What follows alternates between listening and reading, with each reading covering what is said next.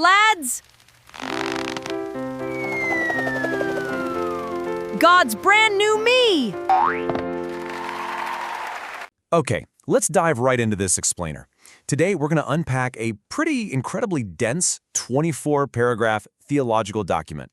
And what this document does is draw a massive, and I mean completely uncompromising, dividing line between two entirely separate biblical programs for the human body. The source text we're examining is a comprehensive King James Version study titled Resurrection versus Change. And the core argument here?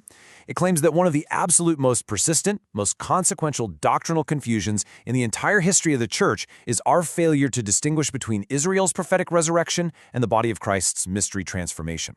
These are not just, two slightly different perspectives on the exact same event. Not at all.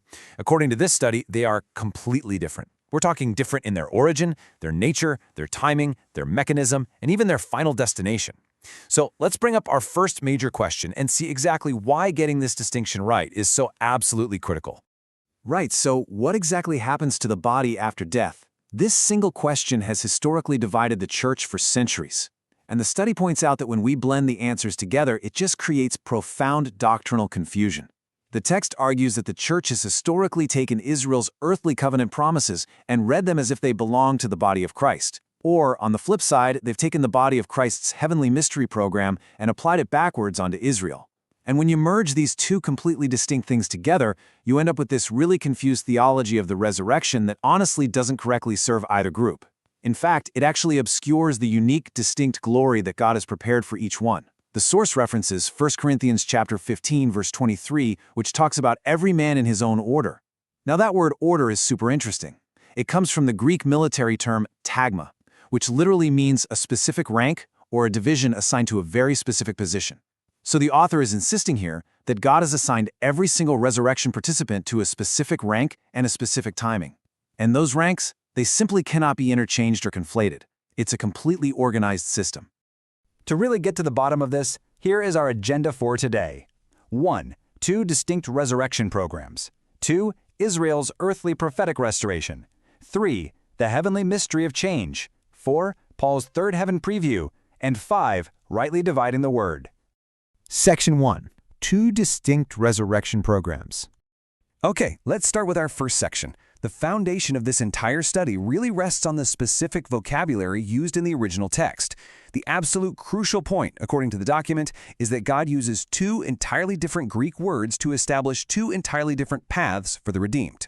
So, the first word we really need to understand is anastasis. This is the word that is typically translated as resurrection. If we look at it literally, it means to stand up again or to return to a standing position from the exact position of having been laid down.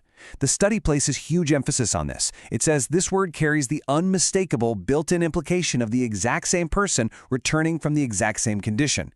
The actual physical body that went down into the grave, that is the specific body that comes back up. It is a one-to-one restoration of what previously was. Nothing more, nothing less. Now, the contrast here is just fascinating. The second word, and this is introduced explicitly as a mystery by the Apostle Paul in 1 Corinthians 15, is allasso. This translates to change, but it doesn't just mean a slight modification. It means to make other than it is, to alter into a categorically different form, or to entirely exchange one thing for another. The text is very clear. It does not mean to restore the same thing. So the study argues that this word, allasso, implies God isn't just restoring the old earthly model at all. Instead, he's producing something categorically unprecedented. When Paul says, "Behold, I show you a mystery," he's using the Greek word mysterion. And in this context, that means a truth that was previously completely hidden in the secret counsel of God and is now being revealed for the very first time. Because it's an entirely new reality, something no previous prophet in the Old Testament ever even addressed, it actually required entirely new vocabulary to describe it. Section 2. Israel's earthly prophetic restoration. So, let's look at how the Old Testament handles this. It consistently describes the anastasis program exclusively for the nation of Israel. The source traces this prophetic continuity straight through history, showing us that Israel's resurrection is always rooted in physical, earthly continuity. The timeline here is undeniable. We're talking thousands of years before Christ, where Job declared his actual flesh would be restored. Then, fast forward hundreds of years before Christ, right during the Babylonian exile, and the prophet Daniel writes about those who sleep in the dust of the earth awaking. The study notes that this specific sleep and awaking metaphor implies something really important. The one who wakes up is the exact same one who went to sleep. It's continuous. Later, during his earthly ministry, Jesus spoke in Matthew 19 about the regeneration. Now in Greek, that's palingenesia, meaning a new genesis or a literal rebirth of what previously existed. Jesus promised the 12 apostles they would sit on 12 literal thrones, judging the 12 tribes of Israel in this regeneration. This proves, according to the text, that this is a deeply earthly, national, and frankly political restoration. The text also brings in John chapter 5, where Jesus says, "All that are in the graves shall hear his voice and shall come forth." Think about that. The voice physically reaches into specific earthly locations of burial and calls out the exact same people who went in. And honestly, this quote brilliantly illustrates the visceral, highly physical nature of Israel's program. Just look at this from Job. He says, "After my skin, worms destroy this body." That is a graphic, deliberate description of biological decay, right? But Job isn't describing that destruction as the end of his identity or his form. He follows it up by saying, "Yet in my flesh shall I see God." The study points out with laser focus that this is the very same flesh that the worms destroyed, now miraculously raised and completely restored. This perfectly parallels Ezekiel's famous vision of the Valley of Dry Bones. The text highlights Ezekiel's vision as probably the most visually detailed picture of physical continuity in the entire Bible. I mean, in that vision, the bones come together, the sinews appear, flesh covers them, skin covers the flesh, and finally breath enters. It is a literal, step-by-step biological reassembly of the exact same physical bodies. Everything, literally everything, about Israel's program is focused on restoration, continuity, and returning to the physical, earthly covenant land. Section 3. The heavenly mystery of change. Now, we have to contrast that earthly restoration we just talked about with the body of Christ's mystery program. And remember, the study notes this was completely hidden from all past generations. Using 1 Corinthians 15, the text compares the natural body to a spiritual body. In the Greek, the natural body is psychikos. That means it's animated by natural life, it's subject to hunger, aging, disease, and ultimately death. But the spiritual body is pneumatokos. This is an entirely new category animated by divine spiritual life. The author makes a really critical point here using Paul's agricultural metaphor of a seed. Think about it. When you plant a bare grain of wheat in the ground, the plant that sprouts up later is a categorically different form of life from the tiny, hard seed that was buried. Yes, it carries the identity of the species, but there's absolutely no continuity of form. The seed doesn't just get bigger, it fundamentally changes. The text emphasizes that God sovereignly gives each seed a brand new body of his own choosing. The resurrection body in this mystery program isn't determined by the biological material that went into the ground. Not at all. It's determined entirely by the creative, sovereign pleasure of God. So instead of rising up from the earthly dust, this allasso change, this mystery transformation, involves receiving a completely different kind of structure altogether. The text points to this amazing verse in 2 Corinthians which calls the new body a building of God and a house not made with hands. That phrasing, not made with hands, means it is entirely outside the category of natural biological generation. It's a divine creation. And what's absolutely fascinating to me is the directional trajectory here. Notice the contrast. For Israel, the direction is always upward from the grave, from the dirt, back up to the earth to inhabit the land. But for the body of Christ, Paul describes desiring to be clothed upon with our house, which is from heaven. It descends from above. It's put on almost like a garment. And this happens, as 1 Corinthians 15 tells us, in a moment, in the twinkling of an eye. That means it is an instantaneous transformation.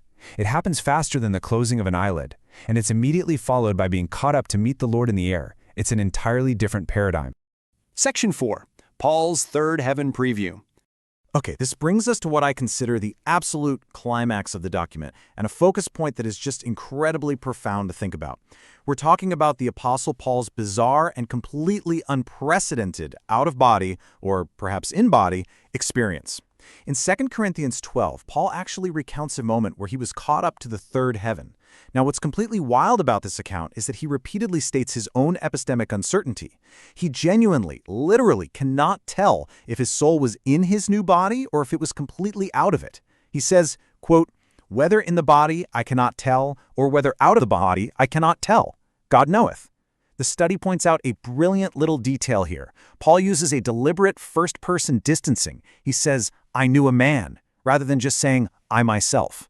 Why would he do that? Well, the text argues it's because the experience was so supranal, so utterly outside the frame of his ordinary, pain-ridden, flesh-and-blood existence that normal vocabulary just felt completely inadequate.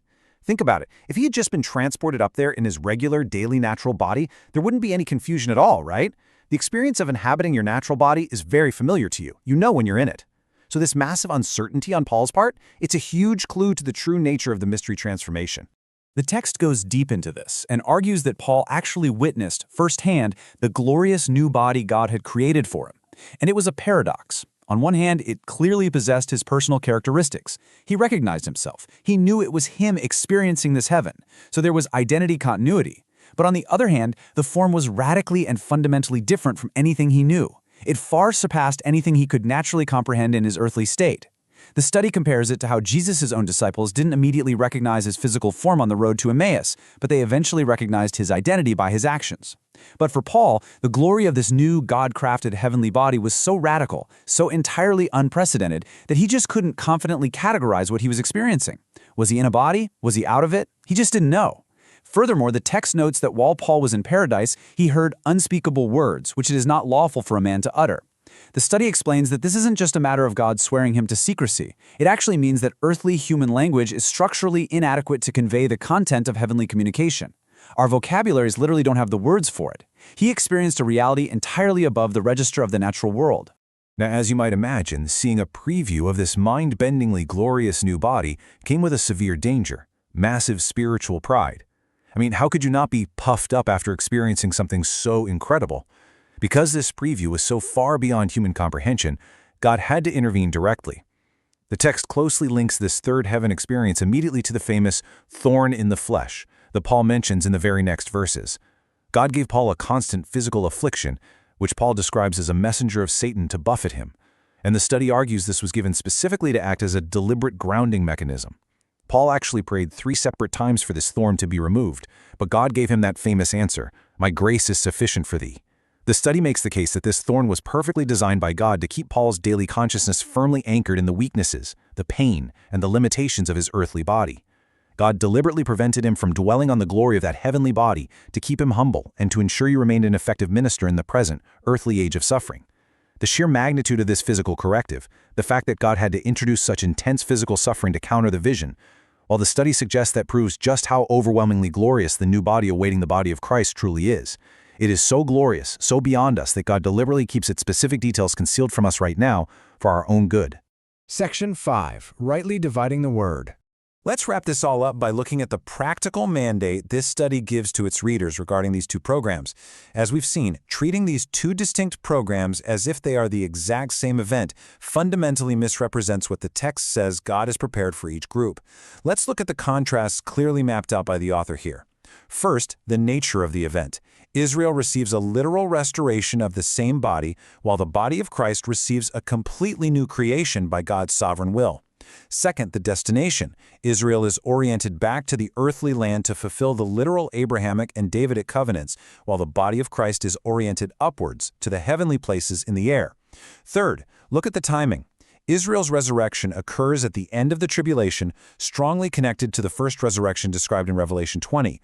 But the body of Christ catching away, that is a pre-tribulation mystery. And finally, the visibility of it all.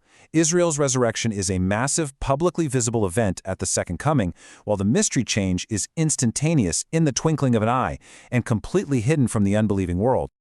The study concludes by leaning heavily on this incredibly famous verse from 2 Timothy. The author points out that the Greek word for rightly dividing is orthotomanta. It's a great word. It means to cut straight, kind of like a highly skilled craftsman making a precise, exact cut through a piece of material without letting the blade wander off course even a millimeter.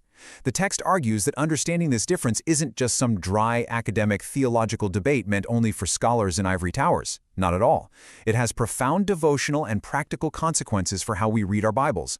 By rightly dividing these two programs, the earthly from the heavenly, the literal restoration from the new creation, we honor the precision of the text. If we fail to do this, the study warns, we essentially rob each group of the specific, unique glory that God has meticulously designed for them. So, what's the crucial takeaway from this incredibly extensive study? It's that God's glory is most perfectly seen when both of these programs are understood, honored, and maintained in their God-given distinction. don't mix them up. It leaves us with a really fascinating challenge, I think. Are we blurring the lines of God's distinct designs for glory in our own reading? It invites every single one of us to dive back into the source material ourselves, to read the text far more closely than we perhaps ever have, and to see if we've been missing the incredible, distinct details of His ultimate promise. Thank you so much for joining me for this explainer today. Keep studying, keep questioning, and keep looking closely at the text. See you next time.